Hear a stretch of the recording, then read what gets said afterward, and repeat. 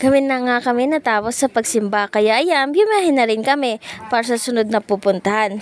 May sinundan na nga kami dito para di na ulit maligaw. Well, papunta nga ulit kami sa sunod na simbahan. Every year daw nila itong ginagawa, mga katapusan ng Agosto. Kaya to make it short, ginawa na nila itong panata na tinawag na nilang isang sakripisyo. Nakarating na nga kami, may mga tao na din, kaya humanap na kami ng aming tutulugan. Dito na daw kasi kami magpapalipas ng gabi at maaga daw ang simula. Madalas daw kasi napuno ng gilid ng simbahan, kaya naglatag na lang kami para di na rin kami maunahan. Early the next morning. Pagkagising ko nga, ang daming tao sa paligid. Di na rin ako nakatulog kasi lahat ng tao may sariling kwento. Maingay, partida, alas 2 pa lang yun ng umaga. Di nga ako sanay gumising ng ganong oras. Kaya syempre, wala ka namang magagawa. Akin-kimin mo na lang yun. Buti na lang, to the rescue talaga ang lugaw. Syempre, kahit libre yan, dabihan mo na. Tingnan mo na, ang dami namang dinala ni ate. Awan ko lang kung hindi ka pa mabusog. Dinalhan pa nga itong mga tulog. Huwag kasi mabusan. Sabi nga ng matatanda, huwag patulog-tulog sa grasya. Buti pa tong si mama, kain lang ng kain. Wala pang toothbrush yan ha. Nilunok na lang ata niyo yung mga dapat hindi lunukin. Huwag na lang magpahalata. Less talk, less knowing the truth. At syempre, pagkain ng usapan, hindi tayo magpapahuli dyan. Dumadami na nga mga tao dito kasi itong kapatid ko walang humpay sa paliwanag. Ganun naman talaga nangyayari. Kapag naranasan mo na, ikakwento mo na sa iba. Tingin niya ako ng tingin dito sa harapan ko. Ang sweet nila. Sana kayo rin.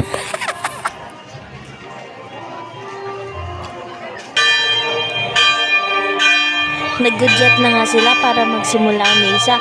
Kasi tulog pa din sila. Hayaan nyo na. Pagod kasi, ang layo kasi ng biniyahe. Lalo na itong mga chikiting na to. Tumakbo kagabi.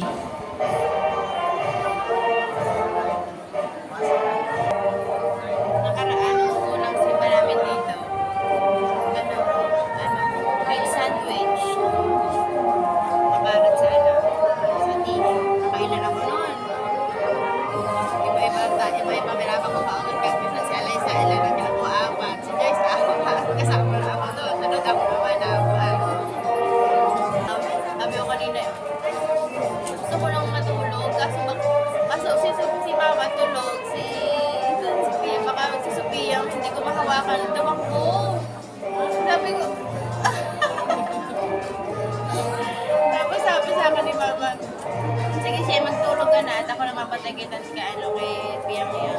Tagakaya kasi kung anong nanto, hindi ko tagakaya baka hindi mahapon ni mama. Pinatagad na. Ganyan ako yun. Tapos na nakatulog ako sa ulo. Matulog ka na. Nakatulog naman. Pagtulog ko. Sa haba-haba ng pinagkwentuhan nyo, pero wala ka naintindihan. Tumango ka na lang. Ako sa haba lang atin ng kwentuhan. Sandwich lang atin naintindihan ko. Ano sabi? Good morning sa katain. Good morning doon sa nakatain. Translator ako.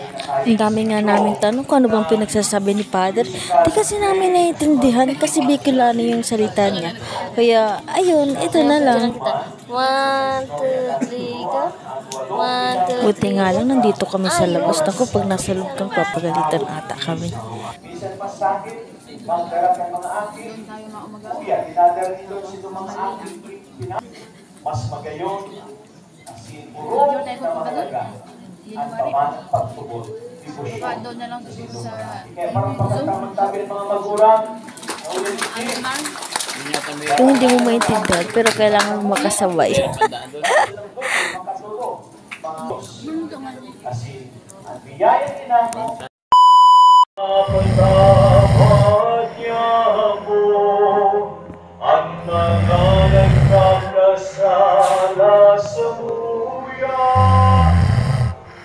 Patapos na nga lang ang simba, tulog pa din sila.